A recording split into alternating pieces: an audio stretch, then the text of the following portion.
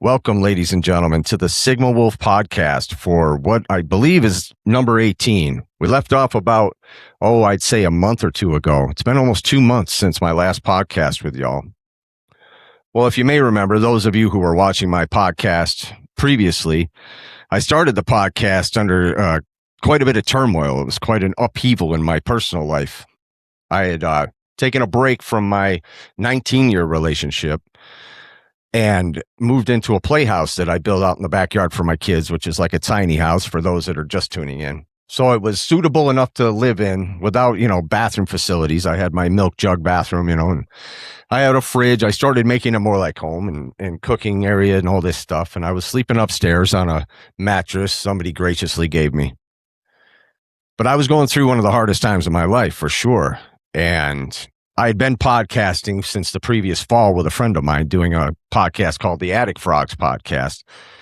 And so when things kind of went south and I decided to take a break from my relationship at the least, I decided to keep podcasting. I was going to have all this free time and this alone time and this solitude.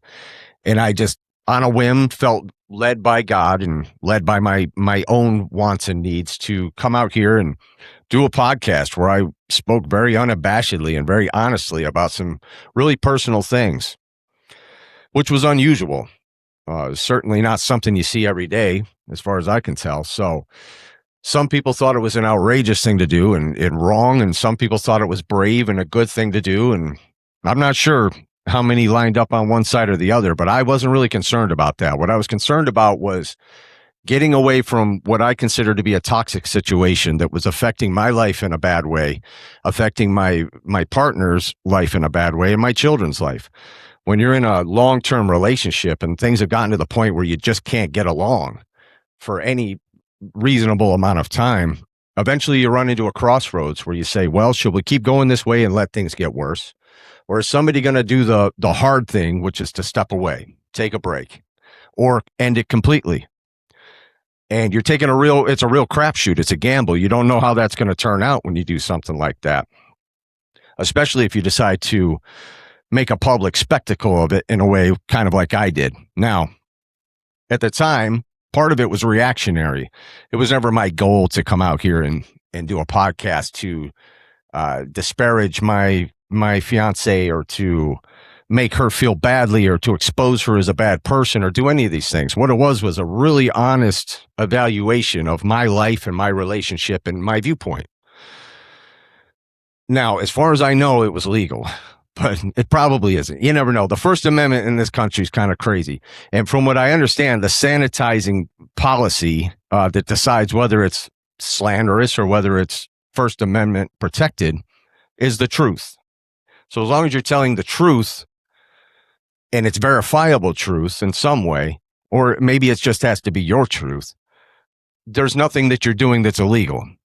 However, I understand that it was embarrassing, perhaps to me, even though that wasn't a concern, but certainly embarrassing in some ways to my fiance. So I eventually apologized for that, and that was never my intention. My intention was to improve the situation. And lo and behold, 2 months later, that's where I'm at. Things have improved massively, and I can't wait to tell you about it because I really think a big part of why I was doing this was to be helpful to other people, because there's so many people, maybe not even in a long-term relationship, but much more short-term, who have reached a point where the communication is broken down to a point where there's just a lot of toxicity and anger and resentment, frustration, issues that popped up along the way that never got resolved. And so they just became more and more exacerbated until there was, a falling out. And I hoped that by being open, that I could not only help myself parse this out and navigate through it, but maybe help some others out there who don't really have an outlet to do so. So that was a big part of it was, well, maybe somebody else can benefit by me bearing my soul to you all. Now, as I said, it's an uncommon thing to do. In fact, I've yet to come across a podcast with a guy that broke off his almost 20-year relationship and then just started talking about really personal details about the relationship from start to finish. Right or wrong, it's what I did. And it was getting popular in my little town here. I live in a little town of like 3,000 people in upstate New York. And it didn't take long for people to get the word around that I was basically laying it all out there, which is fun. People have morbid curiosity. It's always fun. It's like reality TV. You just want to see the shit show and see how bad it gets, and it's always fun to watch somebody take a fall, but it's even more fun to watch them pick themselves up and improve after taking a fall. And I guess that's the point of having a fall in the first place, is to see, get yourself back down to a baseline level where you can rebuild. As they say, you shouldn't build a castle on shifting sand.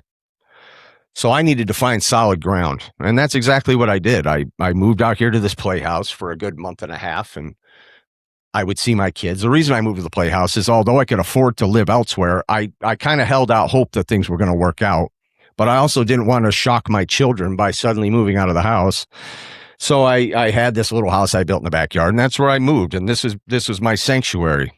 And I think that was a really beneficial thing to have at the time.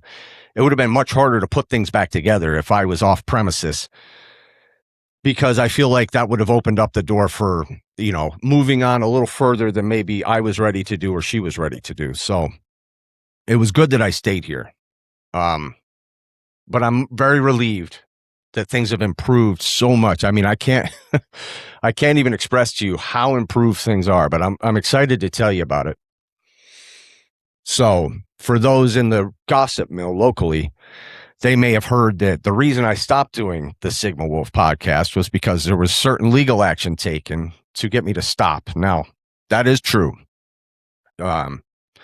She fell backed into a corner. I understand that. And she took action. She was advised by people who maybe weren't thinking clearly about how that would affect the future if things didn't come back together, that would have been a real catalyst to end things. Once you bring the law into the situation, it definitely changes the vibration. Nonetheless, that's what happened. So I promised my fiance, who's been very supportive about me continuing to podcast, quite, unbelievably, because you would think that she'd be like, don't ever do that again. But she knows this is a passion of mine. And I've already put so much out there that maybe putting a little bit of the positive out there is a good idea too. So she has encouraged me to keep doing this, but it was under the understanding that we made together that I would be very sensitive and very careful about how I speak about her and how I speak about the situation. And that's understandable. Private life is private life. There's a certain amount of it that I am willing to put out to the public, because I'm not somebody that really feels, I'm not ashamed of living. We all have our own lives to live, and we make decisions every day, like the choose your own adventure book that it is.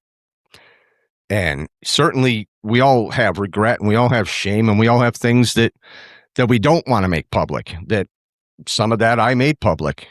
And I felt like kind of like a sacrificial lamb. Like, I'll just put myself out there and I'm going to speak very truthfully about the situation and see what happens. There wasn't a plan in place other than get through this somehow and get to a good resolution eventually. Now, at the time, whether that was me moving on and she moving on, or us getting back together in a much better way, like I said, I couldn't call it. But deep down, I really did want to repair my family. Of course, my family is everything to me. So in the spirit of keeping things sensitive, I don't want to really get into the legal action that was taken, other than to say that it was taken and it's now been resolved and everything was fine with that. There was no fallout from it other than some hard feelings for a time, and some careful examination of how you behave and what's fair to do in public and what's not. So, in the end, it turned out to kind of be beneficial, I think, especially if I'm going to keep doing this. I got to know where the line is, and I got to respect that. So anyway, there was action taken. It was effective in making me stop, and now it's been resolved. And so now I'm going to continue. So where are we now? 2 months later from my last podcast, we're in a better place than we've ever been. Now, I think this happens at times where people have these really harsh breakups. And after a period of time, they come together, and there's like a new honeymoon phase that can ensue, because there's a relief that comes with being back together after such a personal upheaval like that, as ending a 19-year relationship. So at first, that's kind of what it felt like. But I'll tell you, things were becoming more and more divided. They weren't improving. besides that action I just spoke about, there were other things that were being done where lines were being drawn and friendships that were being ended, and dividing lines between mutual friends are now this friend, and all of that. And that was really difficult. And I think that's very common. You know, a lot of people lose their friends in the divorce. I know friends directly have done that. And it's painful. God, nobody wants to do that. You know, even though I'm kind of maybe an outsider, a loner by choice, having a peer group is a nice thing to have, especially in a small town. And you'd like to keep that maintained the best you can through a breakup, but it's not always possible because people invariably in these situations, people decide to choose a side. And some people did. And, you know, I certainly helped them with their decision, some of them. But in the end, I wanted to take my kids on a camp out, and a friend of mine has a nice camp. So I decided I'll go camping with the kids and get away from it all for a while. And I just decided I'm going to invite her to come, and we're going to have like a normal family camp out for the kids' sake so that they can have some normalcy, some cohesion back in place to relax a little bit. Cause I'm sure it had to be hard on them, even though they didn't really express that it was too hard. Maybe that was because I didn't move away, or however we handled it the best we could to minimize the impact on them. But I knew that it would be beneficial for my family to have the kids have their mom and dad on a camp out like normal. So that's what I did. And we did do that. We went camping and we ended up having a great time. And it gave myself and my partner a chance to actually talk a little bit about some of these things that we weren't able to talk about. And these weren't long-winded, extensive conversations, but they were enough. They were honest, and they were, you know, they weren't met with constant battling and defensiveness. They were just straight to the point. Let's get through this and move on. So that's what happened. And that really helped repair some things to get things started in a good direction. So it wasn't long after that I moved out of the playhouse and I started staying in the house with her. And slowly but surely, we were able to start having some of these conversations that we didn't have. And because I basically threw down the gauntlet and some of these things that had been questions or concerns or fears in my mind, or paranoid delusions, however you want to say it. But either way, things that are really causing me a lot of personal turmoil finally got addressed directly with people. So I want to kind of catch you up on how all that went. I had spoken about a platonic friend relationship that she had that I felt uncomfortable with eventually and cut off. And it was not easy. And on the podcast, I talked about it. I didn't make direct accusations, but I did express my fears and concerns about it. And I ended up getting to talk to all the parties involved. And I walked away satisfied that I didn't have anything other to be worried about other than what I was worried about. And what I was worried about was just basic levels of respect and how she and I were treating each other in a relationship without involving other people of the opposite sex to be part of our friendship circle that may be getting treated better than we treat each other, you know, things like that. So, you know, there were legit concerns there that I felt, and I'm really glad they got addressed finally. And I feel good in knowing that things that were fears of mine did not pan out to be fears that had to continue to exist. So I settled these things in my mind, which was great. My partner was not unfaithful to me. I didn't find any evidence along the way, which I made very clear. I was fearing because of the way the relationship had turned kind of into, there was a lot of argumentativeness and a lot of, you know, kind of, it just felt like something was wrong. And certainly there were things wrong, but luckily the thing that can often cause those problems was not present, which is infidelity. And I needed to clear that up. You can't just say, well, maybe it happened, maybe it didn't. Let's just go on with the day. If you're somebody like me, I got to find out the fucking deal here. Excuse my language. So I did. I found out the deal in every way I had to.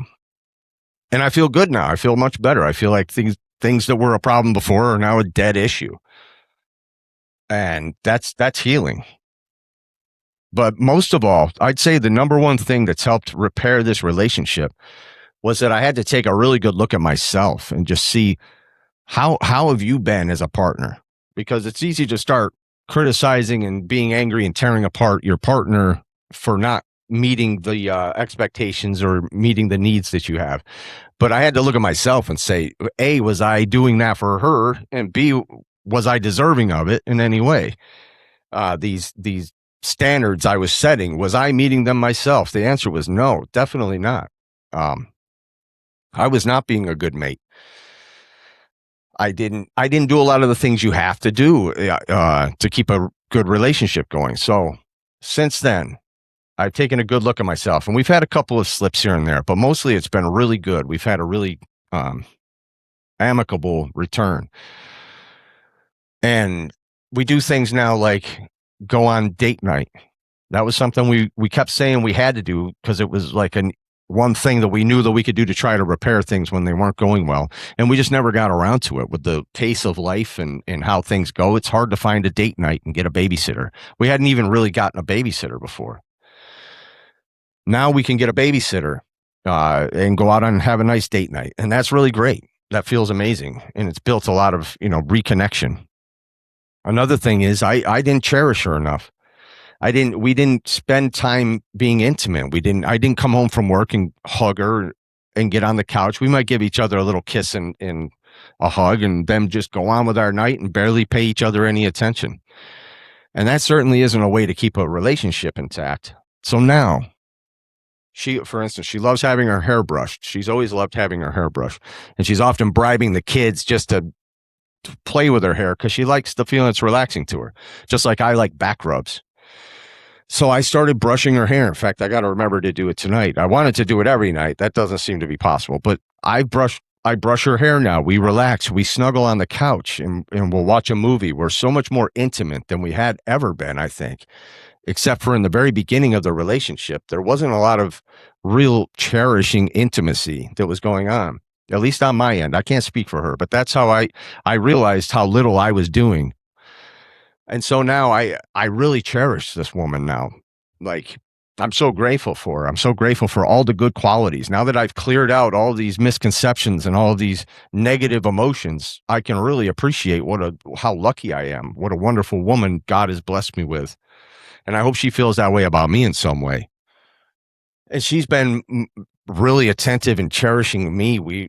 She gives me a back rub if I want one, or, just takes care of me. She gave me a couple of foot massages, these are good things to do for each other. I know they sound like small things, but they're humongous when it comes to rebuilding a connection or keeping a connection. So I love this newfound intimacy. The love life has been fantastic as a result. There's no better place in the world than laying next to her in bed and falling asleep and waking up next to her. It's almost like it's close to heaven as I can get now. Like, I feel so connected to her again. So within a couple of months, we've rebuilt things from a pretty toxic situation into one that's much, much better. I'm so relieved about that. I'm glad I'm not coming back to you with episode 50 here that I've been doing this entire time. And it's just gotten more and more out of hand, or more and more separated, where I'm talking about a life outside of my family. All that matters to me is my family. So that's what's really important, is trying to keep it together for your kids. But if you're miserable all the time, that's not going to work either. So now we're in a place, the kids are so relieved to see mom and dad love each other. Like, they've never seen us love each other like this. And it's not just a honeymoon phase. This is how I feel now. This is how she feels now. We love each other so much more.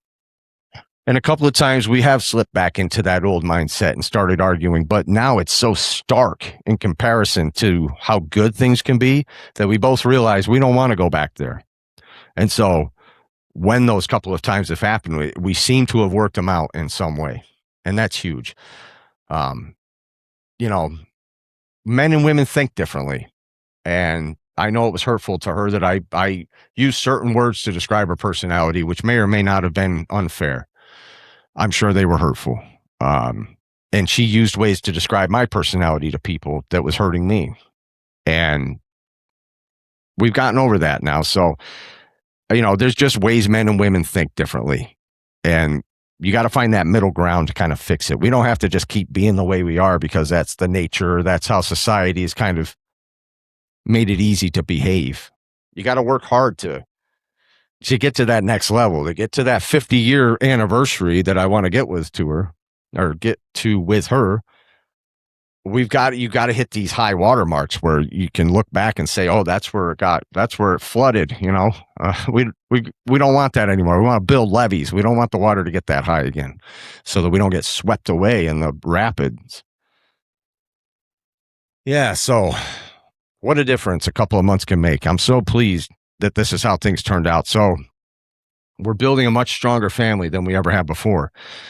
So right or wrong, good or bad, going through that scenario and that situation turned out to be one of the best things that could have happened. And God, was it hard. I mean, we're still recovering from it. That's a painful, mentally taxing place to be, emotionally devastating place to be, the end of a 19-year relationship. And these things get ugly. They can get really ugly. And it was getting ugly at times, and I'm glad that it's not anymore. And I don't ever want to get back to that place. And God willing, we never will. So good things happening, and I'm glad to report it. So I'm going to start podcasting again. I want to come back here and I want to talk about how this relationship goes along the way in a respectful way, so that people can see how one couple and one family is navigating this world together. And if there's any benefit that can be taken from that, that's a wonderful thing to me. So I think it's worth doing. And I'm going to get back to doing the Attic Frogs podcast with my friend Silas. And that was a lot of fun. So everything's still set up for the Attic Frogs. We just got to dust it off a little bit and stick the mics back in, plug them in, and hopefully we can get back to that really soon. And so anyway, this will be a kind of a short episode, but it's an update episode to let you know that while I've been away, things have gotten much improved, and I couldn't be happier with the result. And unfortunately, there's been fallout that's occurred that we'll have to settle out over time. There's people that I am a persona non grata to, and they are also for me. And I have a forgiving heart. I would forgive anybody that wants to sit down and have a conversation and try to forgive me. So if there's people out there that have kind of fallen off, that wish to rekindle some sort of relationship, know that I'm open to it. And hopefully we can just rebuild this family in a much better way and prevent anything like this from happening again. And the other thing I wanted to say quick while I'm thinking of it is that everybody be really careful with AI for many reasons, but in your social media especially. AI is really into your algorithm, and it's definitely everything that's listening to you on your phone. The AI is aware of it clearly. And especially once you make you give these permissions when you use this stuff, and they are into every aspect. Believe me, it's unbelievable. And in my experience and in my partner's experience, while we were going through the breakup, our phones were inundating us on Facebook. All of the reels were basically things confirming your fears. They figured, I think it's doing what Facebook has done for years, which is outrage equals engagement. And so if they can keep you pissed off, they're going to keep you on the platform. And they're doing the same thing with the first hint of marital or relationship problems. Watch out, because your algorithm will start just bombarding you with information that's trying to manipulate you. It's trying to feed into your fears and your insecurities. It's trying to confirm fears for you, like give you information. It's really sinister what's going on with the AI when it comes to relationships. So my phone was filled with it, and so was hers. And if you're people who are on the damn thing too much, like she and I both are, you read a lot of it and you hear a lot of it. And they start sending you podcasts and start taking clips of shows that you may have watched over the years that are addressing infidelity or whatever the issue may be, disrespect in the relationship, whatever it is. It'll start throwing you those clips, and it starts making sure that most of your content is based around proliferating your turmoil. So please be careful out there, folks. It was right down to when I would watch YouTube, and I mentioned this early on in the podcast. I noticed I do listen to tarot card readings. They're general readings on YouTube for your astrological sign. I'm in no way believing that, other than the fun of astrology, that it does line up with your sign quite often with tarot cards and horoscopes and things like that. If you start to believe that it's personalized toward you, it can be an issue. So you can start popping in like Mad Libs. You can start filling in blanks that they're putting up there for you and saying, oh, this person could fit that description, or yeah, this could be happening, like they said. That's really dangerous. I always kept a discerning mind. I was aware that this was what they were doing really early on. So while I did feed into it, and I did kind of like, it's almost like an endorphin rush, or that dopamine hit that you get every time you get a little bit of like, oh, she is a bad person. I am justified in the way I'm thinking, or, you know, she does have this personality disorder, and she on her end was like, oh, he does have this going on, and he is this way. And it's really interesting. I think it may have exacerbated the breakup in several ways. So keep your eyes on that. I had to go in and on my reels, and they've given me a lot less of it lately. I had to go in and say not interested. There's a little 3-dot menu or whatever it is up on the reels when they first come up in a line on Facebook, for instance. Hit that upper right corner and say not interested if it's feeding you things that are harmful to your thinking. And that's what I had to do. And luckily it's mostly gone. They know that we're back together, I guess, and they're back to showing me First Amendment audits and police chases and mechanical shit and gas monkey garage, you know, which is way better than trying to convince me that I'm being betrayed all the time. It's sinister. So AI and on these social media platforms, I guess when the class action lawsuit comes around, let me know. But what are they doing to other people? What are they doing to people that are suicidal? Is AI discerning enough to be compassionate to people that are suicidal, or are they giving them reasons to do it? We've really got to take a good look at this. What's going on in your Facebook? I'm interested to hear. If you want to message me or just, you know, comment when I post this. Are you getting things like that? I mean, you going through a problem in your life and all of a sudden your algorithm's filled with it and it's really fucking with you? Because we got to be aware of it. And luckily we still have an option to say not interested. What happens when the little 3-dot menu isn't there? So with that in mind, this will be Sigma Wolph Podcast, episode 18. I'm glad to be back at it. I hope y'all are doing well out there and that you haven't been going through hard times, even though it seems like maybe it's just when you're going through a breakup. I've seen a lot of breakups going on, even high profile ones like Tom Segura and Christina Pajinski is two of our favorite comedians, me and my partners. The YMH Studios, Your Mom's House podcast. They've built an empire podcasting with their comedy. And they were together for 20 years and had 2 kids right around the age of my kids.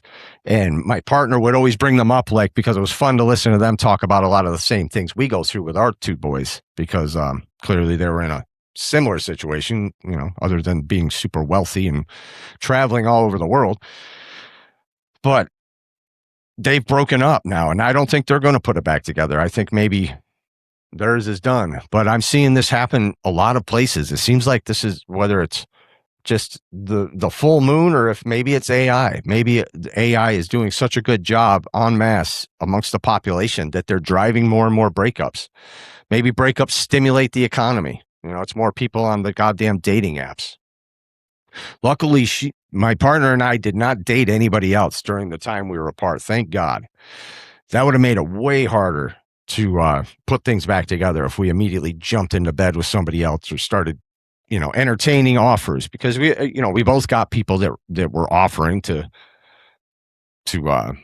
spend time with us. And thankfully, neither one of us did. I think we were both still committed enough to each other that while we were both in pain and hurting and probably wanted to kick a little sand in the other person's eye at times, that we didn't take it there. And we've been able to talk through a lot of that. And you know, but I'm really working on the jealousy, and we're going to start getting some therapy, some couples therapy. And I think each one of us are going to try to get some individual therapy going too. It's finally time. I'm almost 50. Like, she's in her mid 40s and she's had therapy as a young person, but not many years. And I think it'll be really beneficial. So we're going to look into that. So things are on the upswing, and I think I addressed some issues here, and you know, that's a good thing. So I love you all out there. Thank you very much for watching again for the Sigma Wolph Podcast. I'm Brian Dates, and we will see you next time.